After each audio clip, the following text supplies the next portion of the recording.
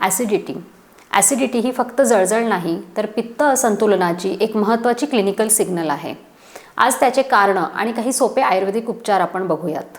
जेवणात जेव्हा स्पायसी किंवा ऑइली फूड जास्त येतं, चहा कॉफीचं अतिप्रमाणात सेवन होतं, तसेच जेवणाच्या वेळा जेव्हा इररेग्युलर होतात तेव्हा हायड्रोक्लोरिक ॲसिड HClचं प्रमाण शरीरात वाढतं आणि त्यामुळे आपल्याला जळजळ किंवा ॲसिडिटी ही दिसून येते. दुसरं महत्त्वाचं कारण म्हणजे लोअर इसोफेजियल स्फिंक्टर विकनेस म्हणजेच LES. हा पोट आणि अन्ननलिका यांना जोडणारा झडपांसारखा एक स्नायू आहे. तो सैल झाला की पोटातील अम्ल वर येतं, यालाच आपण ॲसिड रिफ्लेक्स असं म्हणतो. हा स्नायू सैल होण्याची काही महत्त्वाची कारणं म्हणजे रात्री जागरण, जड अन्न खाऊन लगेच झोपणे, ॲब्डॉमिनल फॅट प्रेशर तसेच ओव्हर इटिंग.